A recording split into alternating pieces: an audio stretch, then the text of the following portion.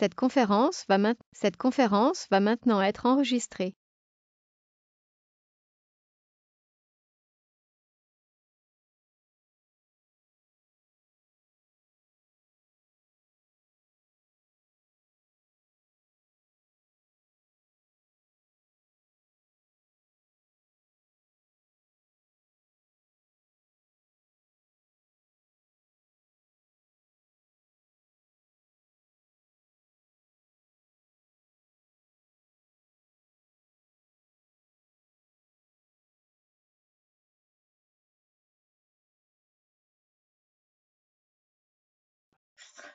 Bonjour à tous, je pense qu'on va pouvoir commencer, Victor.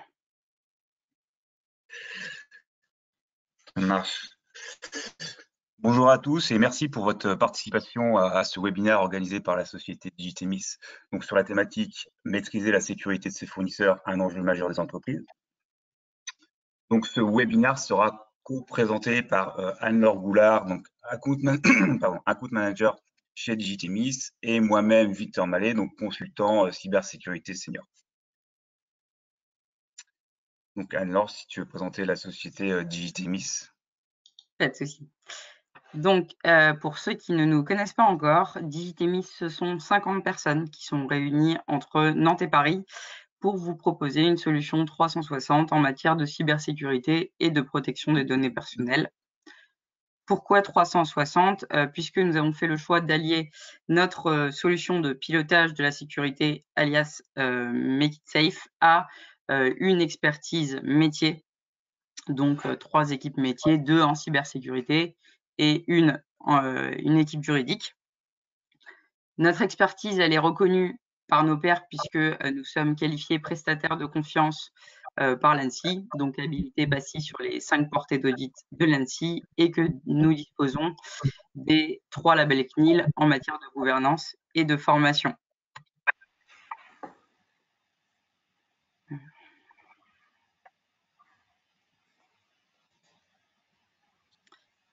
ne sais pas si ça marche, j'arrive pas à passer au slide suivant. Voilà. Donc nous accompagnons. Oui, excuse-moi. Nous accompagnons aujourd'hui plus de 400 clients dans des secteurs d'activité variés, donc que ce soit la banque, l'énergie ou l'industrie, avec des tailles différentes. Donc on sait s'adapter au contexte du client. Et aujourd'hui, nous sommes partis donc des enjeux que rencontraient nos clients sur la gestion de leurs fournisseurs pour bâtir ce webinaire.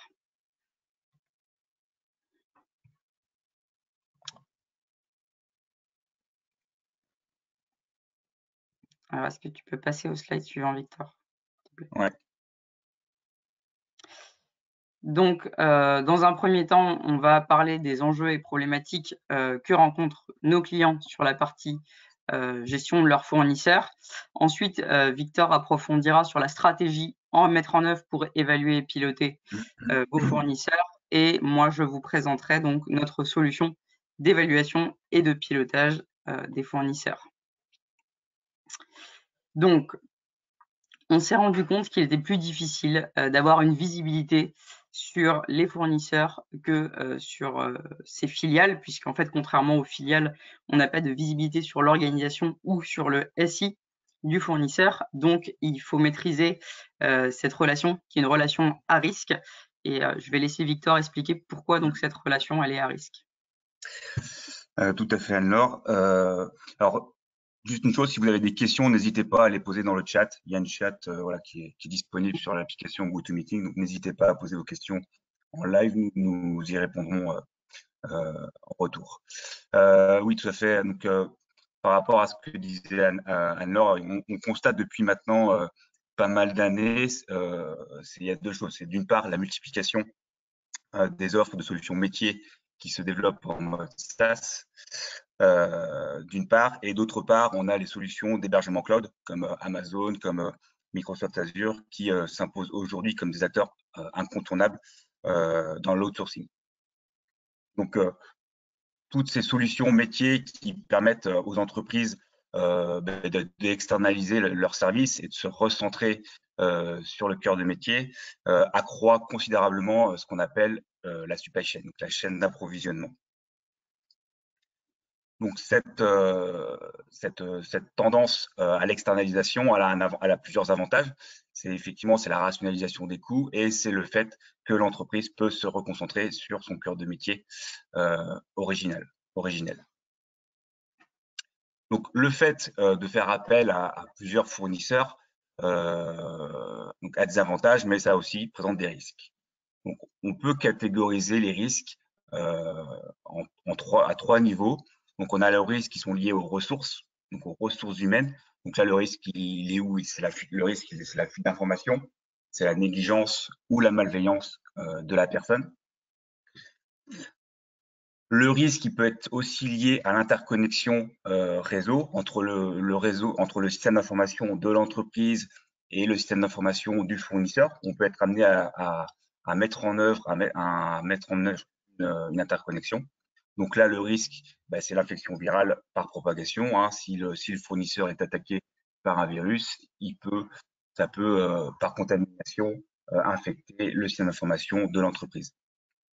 Ou alors un pirate qui peut rebondir sur le SI du fournisseur pour atterrir sur le système d'information de l'entreprise et saboter ou exfiltrer de l'information depuis le système d'information de l'entreprise.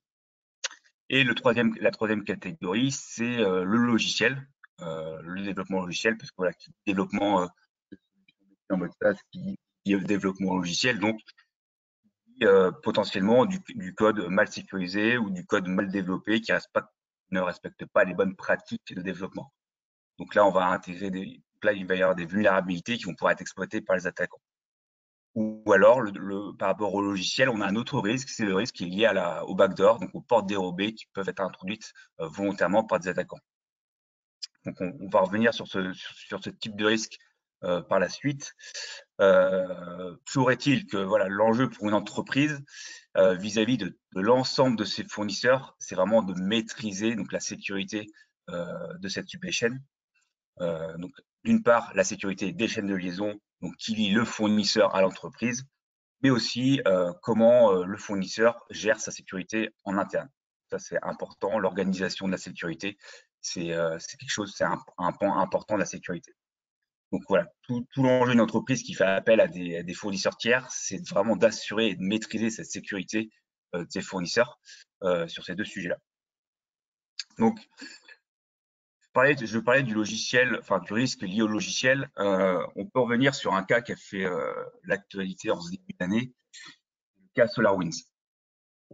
SolarWinds, c'est un éditeur américain qui édite un logiciel de supervision des machines. C'est un logiciel qui est utilisé par bon nombre d'acteurs privés et en l'occurrence d'acteurs publics, et en l'occurrence l'État américain. Donc là, le SolarWinds a fait l'objet de deux types d'attaques, on va dire. Une attaque portée par les Russes et une attaque portée par les Chinois à l'encontre du gouvernement américain. Donc là, on est vraiment face à un type d'attaque qui demande des moyens, de gros moyens, dans un contexte, on va dire, de cyberguerre, de cyberconflit entre des États. En revanche, on met le doigt sur quelque chose qui est primordial dans la maîtrise de la sécurité, c'est la gestion des fournisseurs. Parce que dans le cas des Russes, les Russes ont, eux, attaqué en introduisant une porte dérobée dans le code de SolarWinds directement. Et les Chinois ont, eux, exploité une faille de sécurité intrinsèque à l'outil SolarWinds. Donc là, on peut se poser les questions SolarWinds, comment SolarWinds maîtrise sa sécurité? Est-ce qu'ils font ce qu'il faut en matière de développement sécurisé, notamment dans le cadre de l'attaque par les Russes qui a pu injecter du code malveillant à une porte dérobée? On peut se demander sur l'authentification et l'authenticité du code, est-ce qu'elle est bien réalisée par l'éditeur SolarWinds? Et pour les Chinois, donc les Chinois, eux, se sont attaqués directement à une administration qui gère les paix des fonctionnaires de l'État américain. Et donc, une fois qu'ils étaient sur le système d'information, ils ont exploité une vulnérabilité de SolarWinds. Une vulnérabilité voilà, qui était intrinsèque à la solution. Donc là, on peut se demander si SolarWinds procède bien à des revues de code, ou procèdent bien à des scans de vulnérabilité pour s'assurer que leur code et que leur logiciel est bien sécurisé. Donc là, on a vraiment un cas d'école, entre guillemets, on ne peut pas forcément parler de cas d'école, mais en tout cas un cas où le fournisseur était clairement vulnérable et a permis à 2 entités d'exploiter ces vulnérabilités pour attaquer sa cible finale, qui était le client de SolarWinds, donc en l'occurrence l'État américain.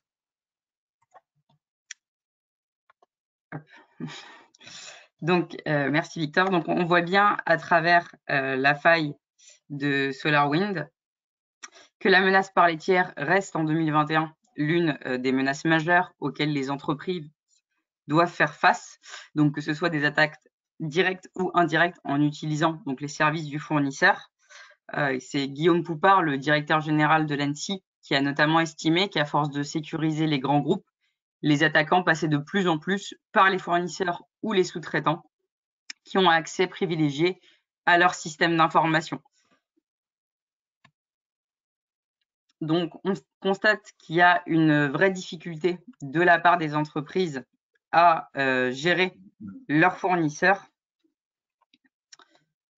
Donc, c'est selon le rapport comparatif de 2020 sur les RSSI édité par Cisco que l'on voit qu'il y a 28% des entreprises qui trouvent qu'il est très difficile de gérer un environnement multifournisseur et 53 trouvent que c'est quelque peu problématique.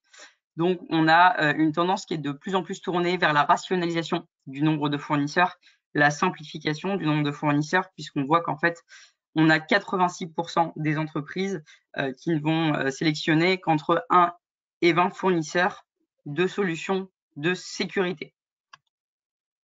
Donc, nous, suite aux prestations qu'on réalise chez nos clients, on constate que les problématiques majeures qui sont rencontrées, c'est tout d'abord une difficulté à avoir une vision complète liée à une grande volumétrie de fournisseurs. Voilà.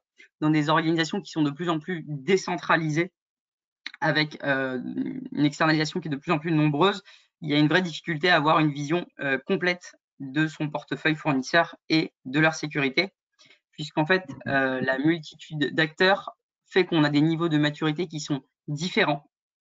Donc, une petite PME va pas avoir le même niveau de maturité qu'une ETI ou qu'un grand compte. Donc là aussi, il y a une difficulté à avoir une vision et à avoir un pilotage de ses fournisseurs.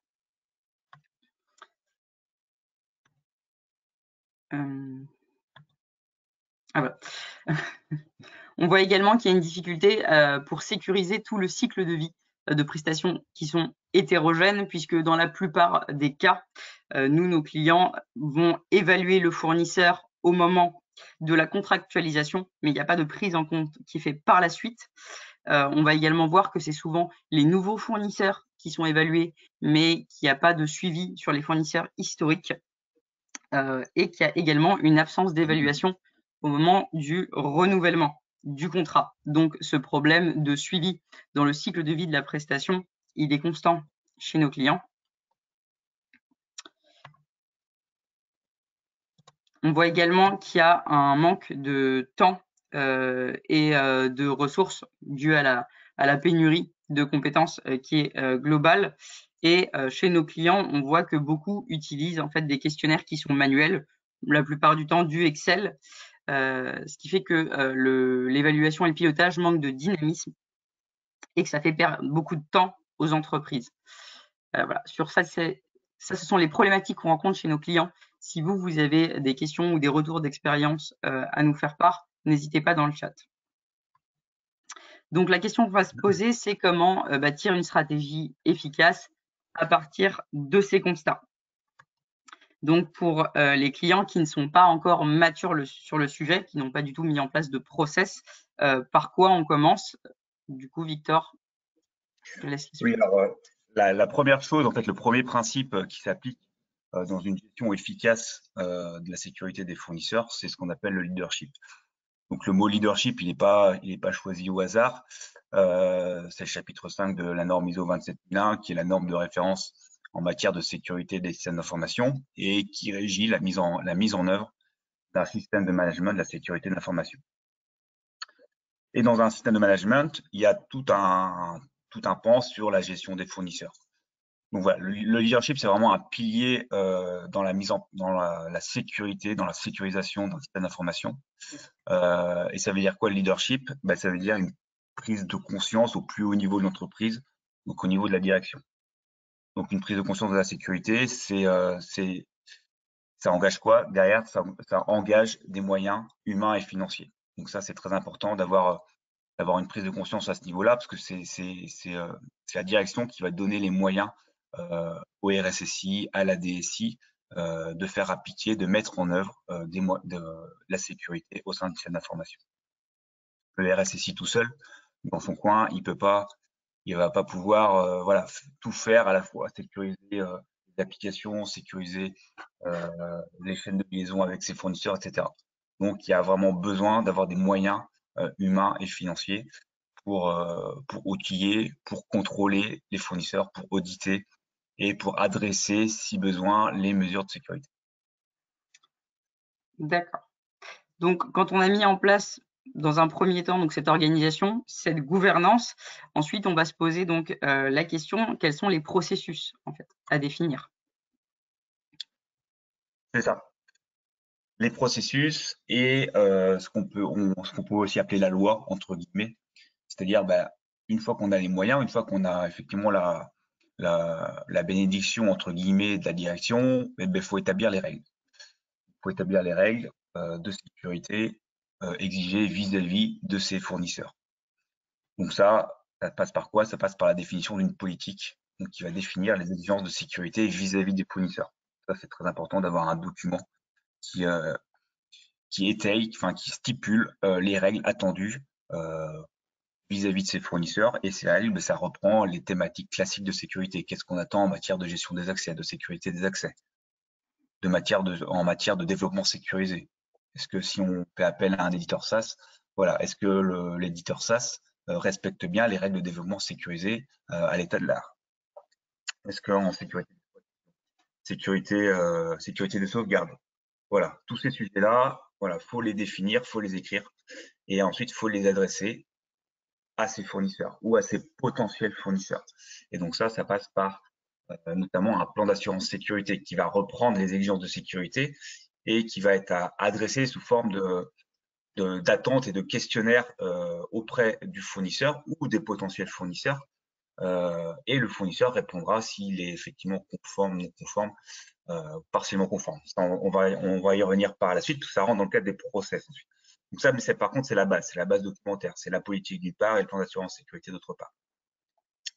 Et une fois qu'on a mis cette base documentaire en place, on met, comme disait Anne-Laure, des process qui impliquent à la fois la filière métier SSI, mais aussi tout le service juridique et les achats forcément pour la signature des contrats.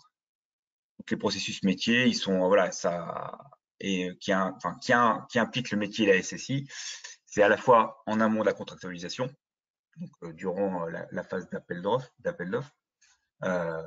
Ensuite, ça va être durant la période de prestation, comment on contrôle et comment on assure la sécurité avec ses fournisseurs, et à la fin du contrat.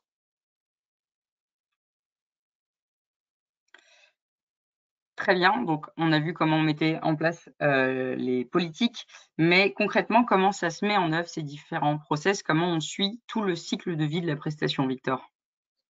Voilà, donc en fait, les process, ils sont, comme je l'ai évoqué juste avant, il y a 3 temps. Il y a le temps de la contractualisation, le temps du contrat et la fin du contrat. Donc en amont et durant la contractualisation, on a 2 approches. On a à la fois l'approche par les risques et l'approche par conformité.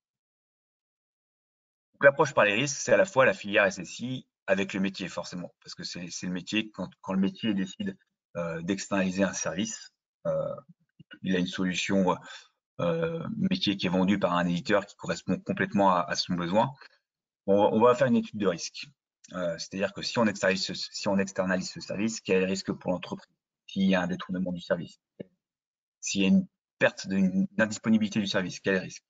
Pareil pour les données. C'est-à-dire que si on décide d'externaliser un service, il y a forcément derrière des données qui vont être aussi externalisées. Donc là, pareil, il faut se poser la question vis-à-vis de ces données, quels sont les risques? Si on a une perte de confidentialité, c'est-à-dire si on a une fuite de données, quel est le risque pour l'entreprise? si on a une perte d'intégrité et risque. Voilà. Il faut avoir cette démarche approche par les risques, c'est très important. Et voilà, coter bon niveau les risques à partir d'une méthodologie d'entreprise d'analyse de risque. Et à partir de là, on va pouvoir en déduire des mesures qui vont permettre de réduire les risques. Et en parallèle de ça, on a l'approche par conformité, c'est par rapport à ce qu'on a établi auparavant en termes de politique et de plan d'assurance sécurité, c'est-à-dire qu'on va adresser le plan d'assurance sécurité aux fournisseurs ou aux différents fournisseurs si on décide de faire un appel d'offres avec plusieurs candidats. Donc chaque candidat va pouvoir compléter ce plan d'assurance sécurité et dire comment il est conforme à nous, ce qu'on attend en matière d'exigence de sécurité. Il va compléter le pass. Et ensuite, il y a une phase de vérification du pass. Donc là, c'est vraiment une phase à réaliser en interne. C'est vraiment contrôler dans le détail ce qui a été complété par le fournisseur et voir si c'est en adéquation avec nos attentes et voir si les mesures de mitigation identifiées au moment de l'analyse de risque sont bien mises en œuvre par le potentiel fournisseur pour réduire les risques. Donc voilà, c'est des phases qui peuvent prendre du temps, mais c'est important de prendre du temps dans la phase de contractualisation pour éviter voilà, de se précipiter à acheter une solution qui derrière, sans connaître voilà, son fournisseur. C'est important de bien connaître son fournisseur, savoir comment il est organisé en matière de sécurité, comment il sécurise ses services. Il y a toutes ces choses-là, il faut prendre le temps de le faire, c'est important. Donc ça implique la filière SSI, mais aussi le métier.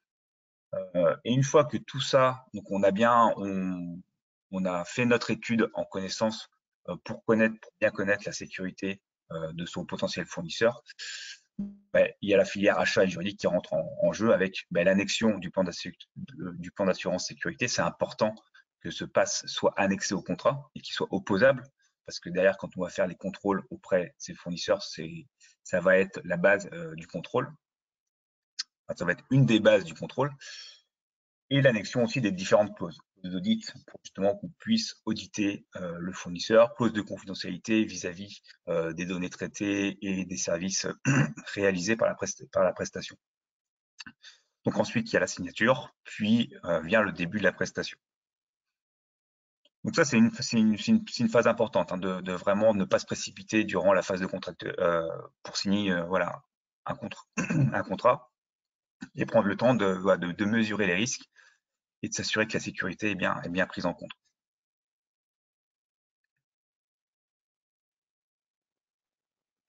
Alors, pour répondre à la question de Muriel dans le chat, donc l'approche par conformité ne peut-elle pas suffire? Ça peut suffire à partir du moment où, par exemple, si le fournisseur paraît conforme et répond à tous les points de conformité. En revanche, si sur certains sujets partiellement conformes, l'analyse de risque est forcément complémentaire puisqu'elle permet de se positionner vis-à-vis des non-conformités du potentiel fournisseur. Et en fonction du risque, ça permet de se prononcer en connaissance. C'est toujours important de se prononcer en connaissance des risques parce que s'il y a un fournisseur au moment de la complétude du pass précise qui n'est pas conforme sur tel ou tel point, derrière quel est le risque. Donc ça, c'est important de le savoir.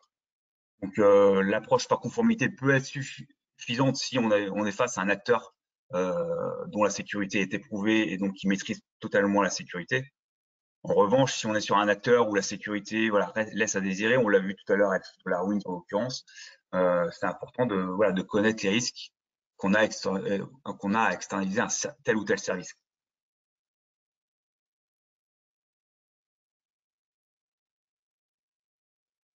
Donc ça, c'est plutôt en amont de la prestation, en amont de la contractualisation, de la signature, pardon. Et ensuite, on a donc à partir de la signature, le début de la prestation.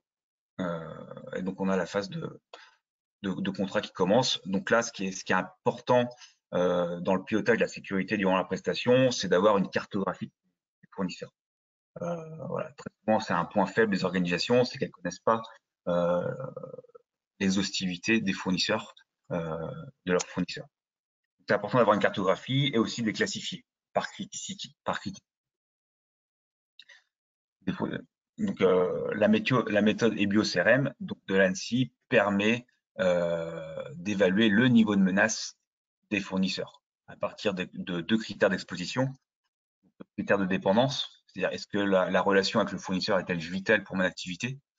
Le critère de pénétration, c'est-à-dire dans quelle mesure donc le fournisseur va accéder à mes ressources en interne, c'est important. Et 2 critères qui sont liés à la fiabilité cyber. Là, on va pouvoir répondre par rapport notamment à la phase amont qui a été réalisée à la signature du contrat.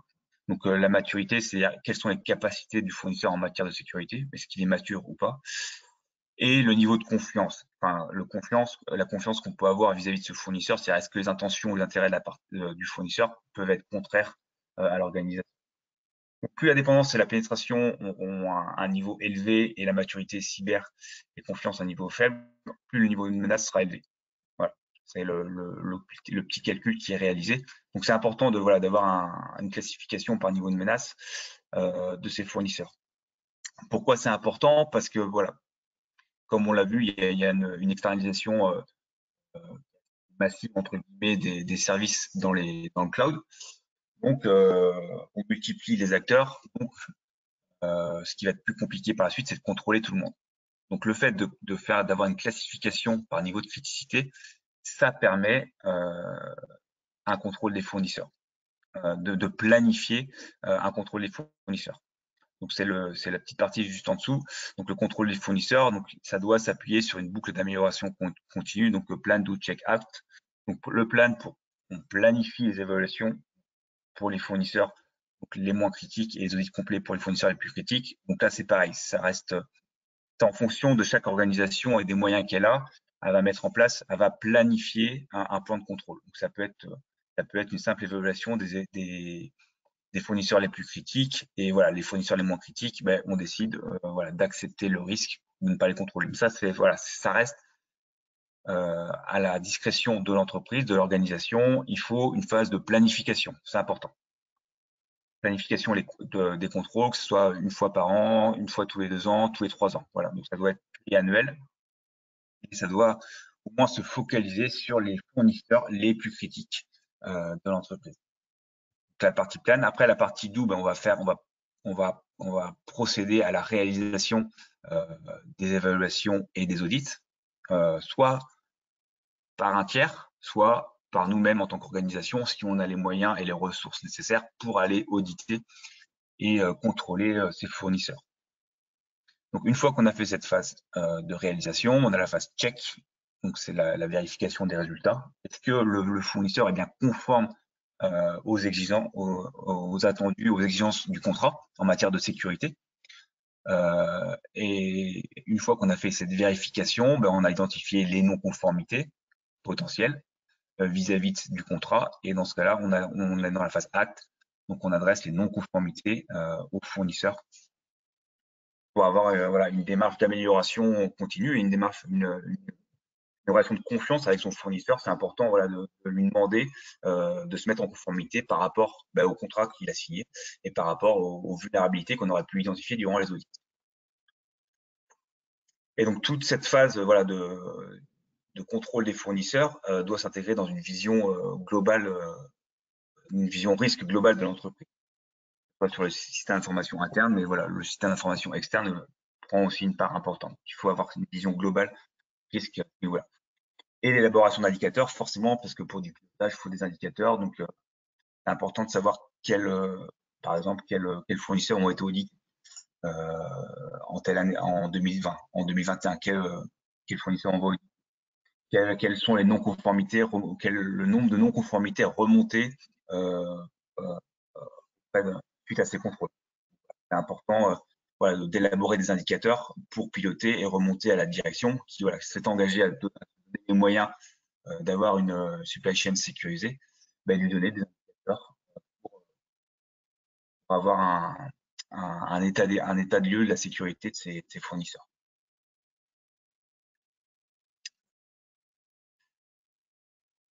Et enfin, donc ça c'est durant la prestation, donc ça doit être quelque chose de continu. Le contrôle, ça doit y avoir une boucle d'amélioration continue, donc de planification et de réalisation.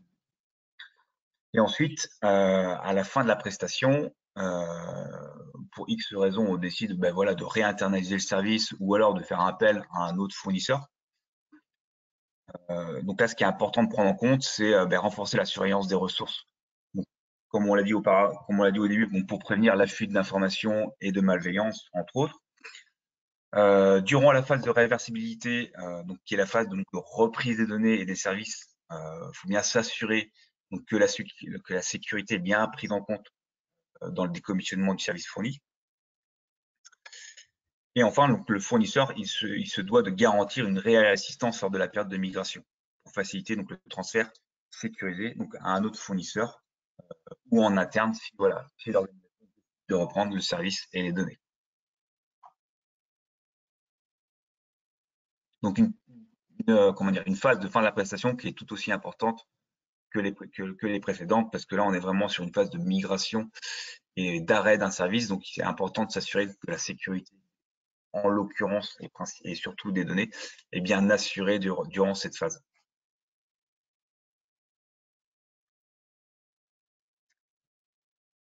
Donc, en résumé, pour résumer tout ce qu'on vient de dire, donc on a une stratégie à mettre en œuvre, une stratégie donc descendante qui doit émaner de la direction, avec vraiment une prise de conscience de la direction et la mise à disposition de moyens pour piloter et gérer la sécurité de ses fournisseurs. Ensuite, l'établissement d'une base de la loi, c'est-à-dire la politique et les processus qui doivent être mis en place pour sécuriser ses fournisseurs. Et enfin, une fois qu'on a mis tout ça en place, c'est du pilotage en amont, pendant et à la fin de la prestation. Donc, ce pilotage, ça passe par quoi? Ça passe par, on l'a dit, par de la cartographie des fournisseurs, le contrôle et la remontée d'indicateurs. Donc, mettre tout ça en place, donc, ça coûte du temps, ça coûte de l'argent. Donc, pour optimiser les coûts, il y a des outils qui permettent l'industrialisation et la digitalisation des process. Et en l'occurrence, l'outil que propose Sandigitimis, donc l'outil Make It Safe, permet justement cette industrialisation et cette digitalisation du process de pilotage de la sécurité des fournisseurs. Merci Victor. Donc, moi, je vais vous présenter donc Make It Safe, qui est notre solution d'évaluation et de pilotage des fournisseurs. Donc, afin d'adopter une approche massive dans l'évaluation et le pilotage de la sécurité de vos fournisseurs, comme le disait Victor, nous avons créé Make It Safe, qui est un outil qui va vous permettre, qui va vous accompagner dans le pilotage et dans l'évaluation de votre cybersécurité, mais aussi celle de vos fournisseurs. Donc, en fait, selon le degré de maturité de l'entreprise, on va soit vous laisser en totale autonomie sur la plateforme et vous allez pouvoir réaliser vos évaluations, soit on va également pouvoir vous accompagner pour approfondir vos audits selon le niveau de criticité de vos fournisseurs. Nous, c'est ce qu'on fait pour un de nos gros clients qui est dans le domaine de l'assurance. Victor, est-ce que tu peux nous en dire un peu plus sur la prestation? Oui, alors en l'occurrence, pour l'acteur de l'assurance, on réalise des audits de ses fournisseurs. Donc là, pour le coup, il a décidé d'externaliser l'audit de ses fournisseurs. Donc là, ce qu'on a fait, c'est qu'on a intégré ses exigences vis-à-vis de ses fournisseurs au sein de notre outil. Ensuite, on a adressé une URL auprès de l'ensemble de ses fournisseurs pour qu'ils complètent le questionnaire vis-à-vis de l'évaluation qu'on a intégré au sein de l'outil. Donc, le fournisseur répond par conforme, non conforme, partiellement conforme et justifie et doit justifier sa réponse et peut aussi mettre pied joint pour justifier la conformité à l'exigence de son client. Une fois que cette phase d'auto-évaluation est réalisée, nous, en tant qu'experts et auditeurs sécurité, nous analysons les réponses. Et ensuite, nous réalisons un entretien plus approfondi avec ce fournisseur pour creuser un peu les sujets potentiellement critiques pour le client. Merci.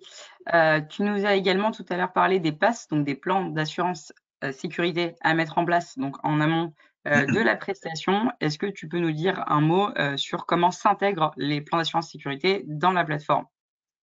Oui, alors les plans d'assurance sécurité, c'est un peu similaire, sauf que comme j'ai pu le présenter auparavant, ça s'inscrit dans dans une autre phase. La phase, la phase du PASS, ça se passe dans la phase de contractualisation. Donc là, on va intégrer les exigences du PASS du client au sein de notre outil et on va adresser de la même manière au potentiel fournisseur le questionnaire, donc le plan d'assurance sécurité sous forme de questionnaire pour lequel il va répondre s'il est conforme ou non. Ensuite, pareil, à la suite de cette complétude par le fournisseur, il y aura une phase d'analyse par un expert, un auditeur, qui va analyser les réponses et va s'en suivre une phase d'échange avec le fournisseur pour voir voilà, creuser tel ou tel sujet vis-à-vis du plan d'assurance sécurité. Et ensuite, une fois que la phase d'échange sera terminée, qu'on considérera que la complétude du PASS est terminée, on va pouvoir éditer le PASS au mode PDF et qui va pouvoir être annexé ensuite au contrat par le client. Merci Victor. Donc, comme je vous expliquais, la plateforme va servir à piloter vos risques en interne, donc que ce soit pour une entreprise avec ses différents services, pour un groupe avec ses différentes filiales, mais dans le cas présent, celui qui vous concerne, va vous permettre de piloter vos risques externes. Donc, les risques de vos fournisseurs, mais aussi les risques liés à vos relations avec vos partenaires. On a également pensé la plateforme donc pour industrialiser votre processus, le processus d'évaluation fournisseur, ou pour vous permettre de vous appuyer sur un outil si vous n'en avez pas en fait, donc pour mettre en place votre processus. Donc notre solution, elle fonctionne de la manière suivante. On va d'abord intégrer votre questionnaire ou alors votre référentiel. En fait, si vous voulez analyser, si vous avez un questionnaire que vous envoyez habituellement ou si vous avez un référentiel sur lequel vous basez, que ça peut être le RGPD, Sapin 2 pour évaluer vos fournisseurs, nous, on l'intègre dans notre plateforme. On va envoyer ce questionnaire à tous vos fournisseurs. Donc, les fournisseurs vont remplir le questionnaire qui est basé donc sur vos standards de sécurité.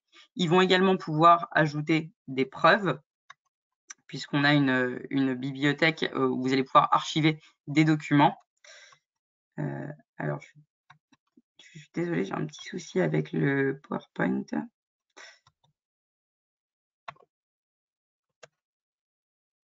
Et donc, ensuite de ces documents, de ces questionnaires, les réponses vont être analysées dans la plateforme pour pouvoir émettre des rapports d'audit qui sont automatisés avec un scoring par fournisseur. Et de ces réponses vont découler un plan d'action qui va être collaboratif à tous vos fournisseurs et à vous. En fait, vous avez le choix. Vous pouvez faire en sorte que chaque fournisseur voit son plan d'action où vous pouvez partager le plan d'action avec le fournisseur pour pouvoir suivre en fait la prestation dans le temps. Et à la fin, vous allez également pouvoir, à la fin de la prestation, réévaluer ce fournisseur pour avoir donc un suivi sur tout le cycle de vie de la prestation. Donc, en conclusion, Make It Safe va vous permettre d'obtenir une vision globale et complète de l'ensemble de votre portefeuille fournisseur, d'adapter vos évaluations en fonction de la criticité de vos fournisseurs, de réduire également la charge de vos équipes de sécurité, puisque là, ce sera une personne qui va piloter tout votre portefeuille. Ça va également vous permettre d'adopter une approche gagnant-gagnant avec vos fournisseurs, puisque vous allez partager un questionnaire unique pour l'ensemble de vos fournisseurs, mais aussi eux pourront partager un questionnaire avec l'ensemble de leurs clients. Et vous allez pouvoir leur proposer des plans d'action donc pour remédier aux écarts constatés. Et enfin, ça va vous permettre de sensibiliser, de vulgariser la sécurité des fournisseurs auprès de vos métiers ou de vos équipes achats avec donc cette partie scoring. Alors, on a juste eu un petit souci avec le PowerPoint, mais est-ce que vous avez donc des questions sur la partie stratégie ou sur l'outil en règle générale? Nous restons à votre disposition. Et pour la question qui a été posée dans le chat, oui, il est possible de recevoir la présentation à la fin du webinaire.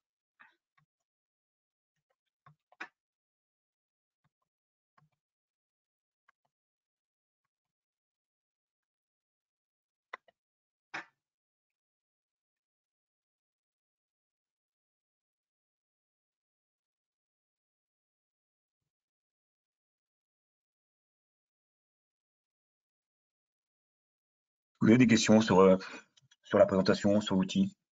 En général, n'hésitez pas à nous les poser.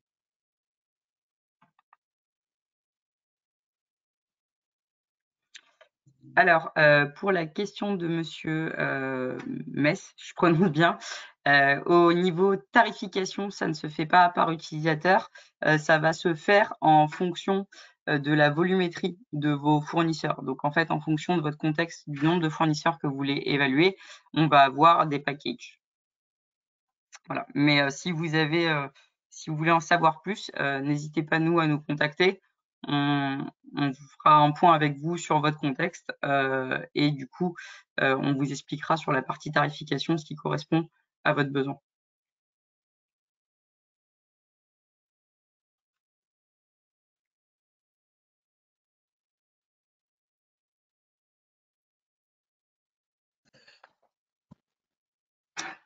Très bien. Ah. Alors, pour la partie évaluation standard, nous, on a des évaluations qui sont dans notre outil basées sur certains référentiels. Donc, par exemple, on va avoir l'évaluation via le référentiel ISO 27001 qui est standardisé. Mais on peut aussi s'appuyer sur d'autres référentiels si vous le souhaitez. Après, sur des gros fournisseurs comme Amazon, je ne sais pas si on a déjà eu ce genre de demande. Peut-être toi, Victor, tu en sais un peu plus. Non. Concernant Amazon, on n'a pas jusqu'ici réalisé vraiment d'audit spécifique sur la base d'un référentiel vraiment spécifique Amazon. Non. Mais c'est quelque chose qui est largement envisageable, tout à fait.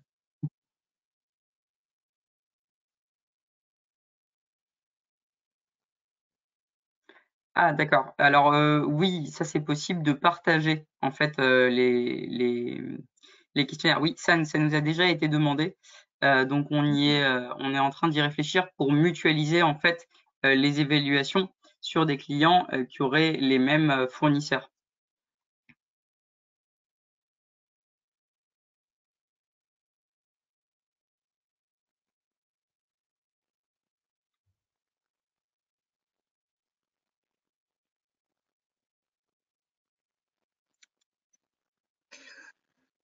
Alors, Sébastien, donc au niveau de l'audit de sécurité, on peut définir quel type de tests doivent être faits chez le fournisseur. Alors, tout dépend de la prestation qui est réalisée par le fournisseur. Là, en l'occurrence, l'outil permet de faire un audit organisationnel et sécurité du fournisseur. Après, quel type de test, si vous voulez dire, c'est test d'intrusion, test de conformité, c'est ça votre question, le sens de votre question?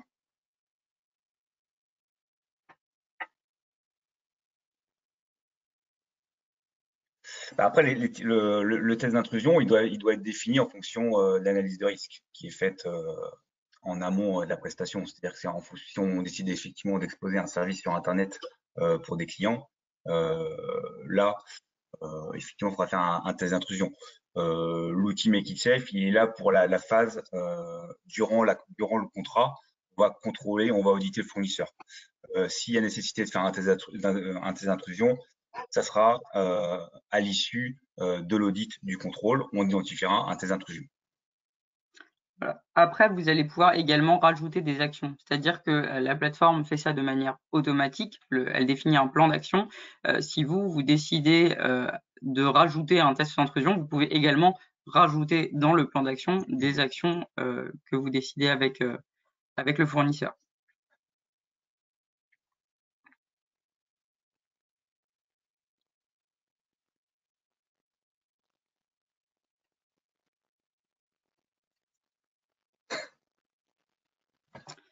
Question.